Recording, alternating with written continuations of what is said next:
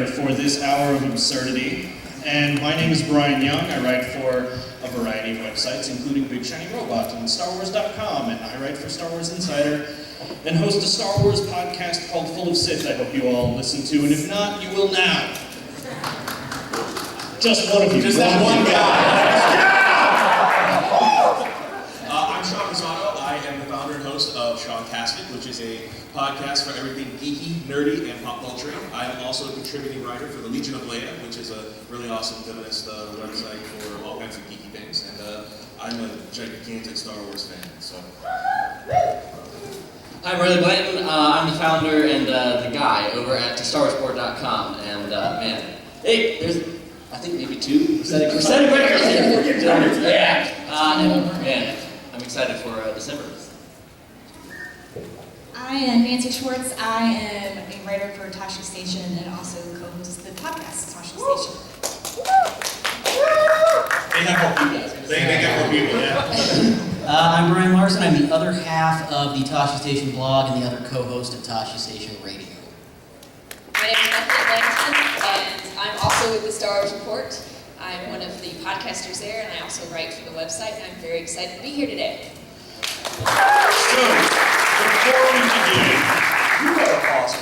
Before we begin, I was just trying to hurry because we're making up time now. That's true. There's some ground rules that we're going to try to stick to as far as what we're speculating on. First, I'd like everyone to know that our speculation is not based on anything we know. It's all the stuff you know. So we don't know anything special. This is not official. We're not going to be able to tell you, like, hey, at the end of the movie, Darth Maul shows up and gets cut in half. Because we have no idea. But wouldn't that be cool? So those are the ground rules we're going to be working on. So if you've been avoiding the trailers, if you've been avoiding the news releases, we'll probably be talking about Vanity Fair and the stuff Entertainment Weekly put out. There might be a couple of Aftermath things, because I think Aftermath sets the table for the state of the galaxy. And some of us have read it halfway, and some of us have read it a couple of times. How many of you guys picked up Aftermath or are planning on picking up Aftermath? Not enough of you, because it's really good. So, with that in mind, everybody understands the ground rules and knows that we have no inside information and don't know actually what's going on with the film. This is just us telling you what we do know and what we think could happen based on what we do know. Everybody good? Yeah. There's that one guy in the back just crying right now. Just, I wanted spoilers! Hey, Brian, before we move on, can I make an announcement before I forget? Please. So some people in here are wearing, white blazers. Brandy's in the back wearing a white blazer and her Universe lightsaber shirt. Today is Kathleen Kennedy Day. We are celebrating the president of Lucasfilm, Kathleen Kennedy, because she is amazing and we love her and want to be like her. So at 6:40 in the Star Wars track room, which is Marriott A706, we are going to be taking a big group picture. So if you are wearing a shirt or if you just want to come out and celebrate Kathleen Kennedy, come and take a photo at 6:40. So, now that we've got the housekeeping out of the way, there's a little bit more of housekeeping. If you want to ask questions, and we'll be taking questions, comments not as much, you can line up in the center. We have a microphone here so everyone can hear you. So you can come and do that now, although we might not get to it for a while, and I'd like to propose the first thing for the panel. Let's get us on even ground, like, what do we know so far for sure? And let's start with character names and what we know about them. And we can just go down the line, pick a character, and start giving the brief bio of what we do know. Well, we know Finn, right? I mean, first off, like, I am so excited about Finn. Oh, do you have him right there? Fantastic. We know he's going to get some Stormtrooper armor, which is going to be I'm not giving this away, this is mine. And I don't know about you guys, but I'm always a fan of the characters with lightsabers. That's like where my love is. Like, if you pick up a lightsaber, I'm automatically like your biggest fan. Like, I just love that. And I love the fact that our we're going for drinks later. I love that people are not raising their lightsabers up. They're like, come see me after the show. But I think what's really great about this is the first time we're getting a main character who's also going to be trained as a Jedi, who's black. And that is huge for me, because as much as I love Lando, and as much as I love Mace, they are secondary characters as far as they're not given the main plot of the story. And it's telling from that first trailer that we saw, the very first character we get is Finn. And everybody's seen that Newsweek poster, right? Where he's holding Luke's lightsaber. Well, and that Instagram trailer. Yes! Who saw the Instagram trailer? Right? Yeah. If you haven't, go see it. It's awesome. But I am absolutely blitzed, and I cannot wait to see what they're going to do with this guy, because we have no connection to him. But my secret fan theory is that he's totally Lando's kid and Luke's doing him a solid. So like he's it's like Lando and Leia's like love baby or something. Like, that's my personal fan fiction. There's only one black guy in the universe. So, but here's actually something I was thinking about. Mace Windu, he could have survived conceivably if Darth Maul could survive his fall cut in half. Mace Windu only lost an arm, and we saw Jedi diving off of the high towers of Coruscant constantly in those movies. Maybe Mace survived. And maybe he trained his kid as a Jedi. Who knows? I have no idea. But wouldn't that be something? I would love to see that. Why not? Why did Biggs join the Academy? If he's related to anyone in Star Wars, I want him to be Luke's kid. You want to be Luke's kid? That'd be adorable. I can see that. Yeah. Okay, so And we also have Rey, which I think is one of the characters I'm absolutely most excited to see. Mostly because it's almost like an echo of what we've seen Luke Skywalker go through in his journey. We know she's a scavenger, she's a loner. We don't know that she has any family or support, but she's able to get out there and kick ass. And I cannot wait to see what I hope is a Skywalker. Poe Dameron is the best freaking pilot in the galaxy, and I know nothing about him except I think he's awesome. And I have a thing for pilots, so Poe immediately was the first thing that came to me. there's some interesting stuff about Poe too, though. We know that BB-8 is his droid. And he's sent on a mission by Princess Leia. But why does every shot of BB-8 include Rey and Jakku and not Poe Dameron? Is BB-8 Poe's droid originally, or does he just become Poe's droid? What if it's like a Captain Tilly situation where like Poe's only in it for like the first 5 minutes and then just gets shot out of the sky?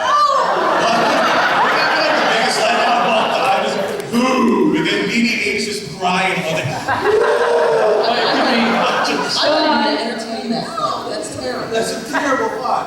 But also kind of funny. It could be an inversion of the Phantom Menace story where Darth Maul is sent out to seek everyone on Tatooine. Poe Dameron could be sent out on Jakku, and where Darth Maul sends his little spy droids, Poe Dameron sends out BB-8. It's just like, hey BB-8, go find some people, and we're gonna kick some ass. And also there's that scene in the behind-the-scenes footage from Comic-Con where Finn or a stormtrooper, I'm assuming it's Finn, Right. is leading Poe through the hallways, and Poe is wearing the outfit that Finn is wearing in the movie. So I'm kind of like, okay, what's happening? Are they infiltrating? It's all so confusing. Yeah. Is that Starkiller Base? Are they infiltrating Starkiller Base like the Death Star? Like what's happening? It just keeps on walking through.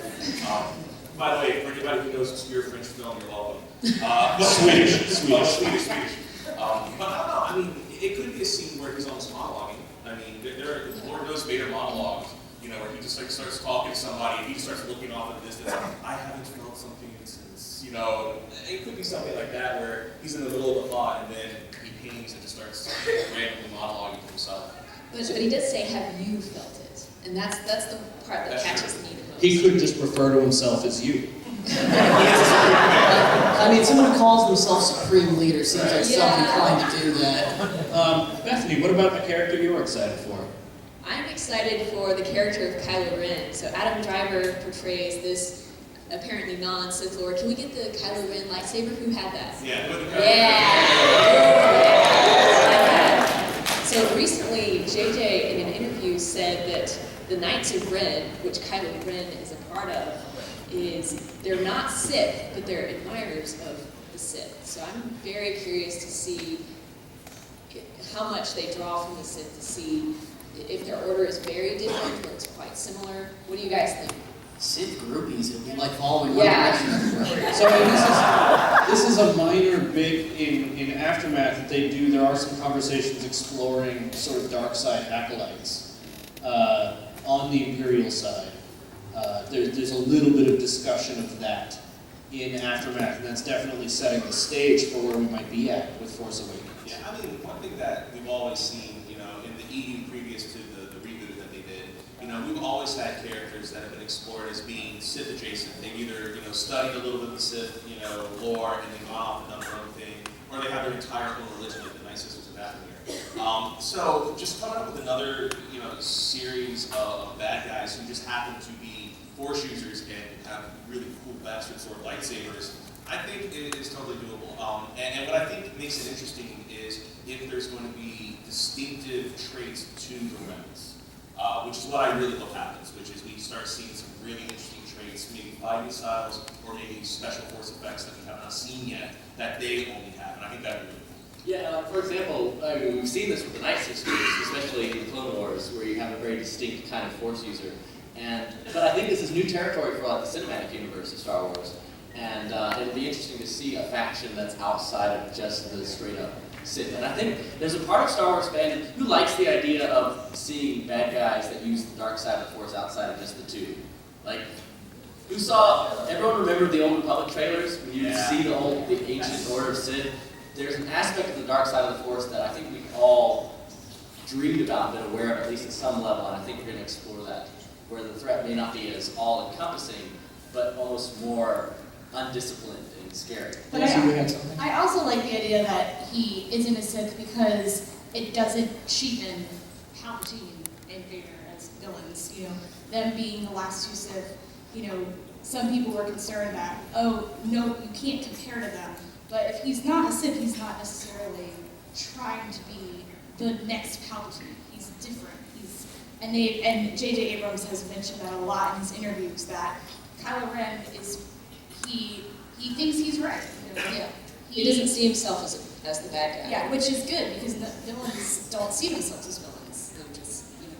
Well, I mean, it also really goes towards how they're presenting him, like in all the photography we've seen of him. Without the mask, he's just a normal, everyday guy. He's the most average-looking, evil man you've seen so far, right? I mean, in Star Wars Up to Date, you know, you get Boba Fett when he takes his mask off. Jabba is this giant slug. Of course, Palpatine is the withered old crone. You know, and Vader's burnt husk, you know, menacing, you know, breathing apparatus. And here comes Kylo Ren, and you know, you put him in a suit, and he can just walk into this room, and everybody's like, oh, it's a guy. You know, and so that's something interesting that we have not seen yet. And I like the fact that it's almost a just passable evil where you wouldn't even know it unless he, you know, pulled out the lightsaber. There are other Imperial officers as well. We have General Hux being played by Donald Gleason. And if you guys have not watched Donald Gleason and Oscar Isaac in the movie Ex Machina, that's a fantastic primer into what they are capable of as actors. But General Hux, we know almost nothing about other than that he's commanding Starkiller Base, and he looks angry. Have you guys seen the picture of General Hux? I also find it interesting because he's young. Like he's only, well, I don't know how old the character is, but Donald Gleason himself is only early 30s, and that's pretty young to be a general commanding a base. Well, I think that makes sense, though, if you're thinking about it from the fact that the Imperial Remnant, or whatever, you know, the First Order, they probably lost all their experienced commanders. You know, they've probably been fighting the fear of victory for the last 20 years, you know, sending out their biggest, their best, their brightest, trying to destroy the Alliance or the New Republic.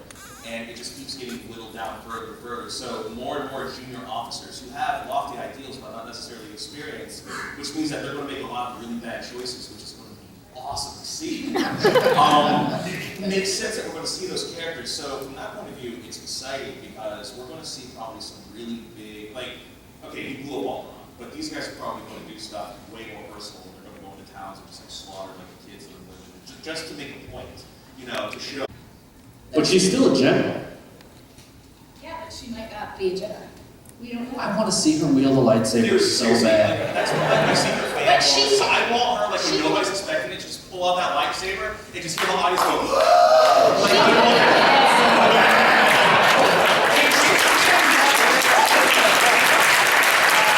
I love lightsabers, okay? I want her and Luke to fight together because Back to back. while I love Return of the Jedi, is my favorite movie, Yeah. I feel like Leia got the shaft because it's like, oh, you got the Force too, and you're Vader's kid too, but I'm gonna go off and fight them. She never got to do that. Which is really interesting too, because she's very much more of Anakin's daughter. Oh, yeah. Like Luke is very much Padme's son, temperament-wise, but Leia is Anakin's kid. Like I could see her taking off and slaughtering kids.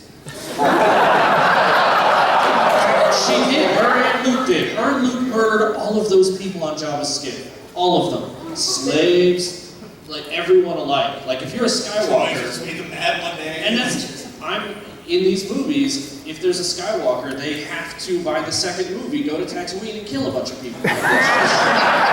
That's in the Force rules. Awakens, is that Star Wars 8? Is that Yeah. what Star Wars 8 Tatooine fights it? Yeah. No, maybe Kylo Ren is a Skywalker, and he's just like, we're gonna just get rid of Tatooine. It turns out that Kylo Ren is like just an old Skywalker. Like he's just been asleep for a long time or something. He just wakes up like, hey, is Tatooine still here? I got business. Ryan, the huge difference though between Leia and formerly Anakin is that she's a whole lot more mature than he was when you see her in the original trilogy. You know, she's managing so much more. She's making more effective decisions. She might be really fiery. I mean, let's be honest. Han's like a total emotional wreck. Richard was Han's like, not "Could you tell? Han." Better you tell?" She has to actually calm down, actually be the sane one. Yeah, anyone who says Luke is the whiniest character is wrong. It's Han by a mile. I mean, Luke is a good 5 minutes in Star Wars, but then he pretty much shuts up for the rest of the trilogy, right? And then Han's like, why don't you love me? Why don't you love me? And we now know why, because Leia's like, because you're married, doofus. And he's like, oh, that's right, we found out about that. They put that in the comic book now, I can't talk. You know, by the way, was that not a great reveal when they did that? Yeah. Because all of a sudden, calls everything that happens in Empire of him trying to put moves on her, and she keeps shutting him down like, you're married, bro. But I'm like, oh my god, that makes so much more sense now. But it's cyclical though. Like that could be very much. Maybe she's confused about being married to Han Solo. Or it was Starts out not Luke Skywalker in A New Hope. He's sort of like at the default neutral position where he's just like kind of tired of his life and is very humdrum. But like now we're gonna have a lead character who's black who is able to start on the absolute opposite end of the spectrum, and I think that in some ways is going to really exaggerate the hero's journey. And so I really want to see what that process is like. How do you go from being an Imperial agent of some kind, a stormtrooper, to running hand in hand with Rey, being shot at by a TIE fighter? I think that was one of the most interesting parts of the trailers. The first trailer, Finn gets up and it's like, oh, he's a stormtrooper. Like another trailer happens, like, okay, he's dressed as a rebel. I guess that's a thing. And then by the teaser trailer, it's like, oh, he has a lightsaber. Like he's the only character that's had an arc that sharp in like the space of a minute and a half of footage. Right. 2.5 hours, that's a lot to cover, but I know for me, the thing that, as far as reveals go, that I was the most surprised by was actually a non-reveal, which was the fact that we don't actually have the Rebel Alliance turn into the main government, the New Republic. We have the Resistance. Wait, you haven't read Aftermath yet. But we have the Resistance and we have the First Order. Like, that's what we have 20 years down the line. And I'm like, in my brain, I'm like, what if? Because the way they're portraying the First Order, it is such a powerhouse. Seeing those stormtroopers lined up, like, you got Attack of the Clones, and you see, like, all the First Order regalia, I wasn't expecting that. That totally blew me. I was expecting this to come from a place of Leia, basically in the middle of, like, a Senate chamber, going, I rule everything. You know, almost Palpatine-esque without, you know, the evil overtones. And the fact that we're not doing that really threw me. I think I'm interpreting the First Order imagery the opposite of you. I think Starkiller Base, having it be on a snowy outpost planet, is representative of the Empire's position relative to the rebellion in Empire, where you've got them hiding on some popsicle somewhere out in the deep recesses of the galaxy. And this is them saying, like, we're finally going to take our move back.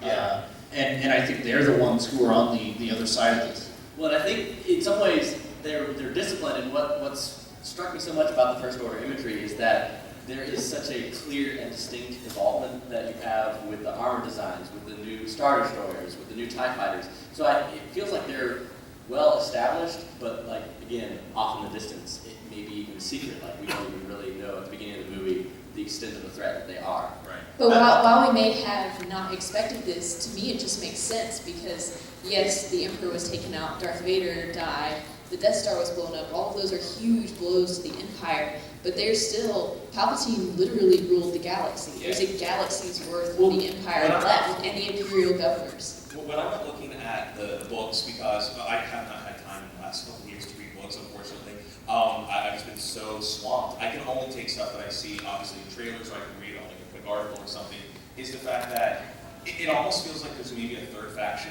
that we have no idea what's going on. Because it feels like the Resistance and the First Order are two very small sides to something that's a bigger threat that we have no idea what's going on. And I don't know if there's any traction on that or not, but it feels like we're missing a huge piece of this puzzle that nobody's talking about. I almost wonder if the New Republic does exist. It is the largest governing body in the galaxy, and the First Order and Resistance is a small skirmish at the edges of the galaxy that has the potential to blow up in something. Like people just like So, they're the stepchildren that nobody was talking So about. the New Republic may be funneling resources into the Resistance Right. to shut down this First Order. This is where I hate saying I don't know, because I want to know. So we're about halfway through this, and we'd like to take your questions. If you guys want to come up and line up in the middle, as we told you, and as you're coming up, I would like to take everyone to remind everyone that none of us actually know what's going on, and all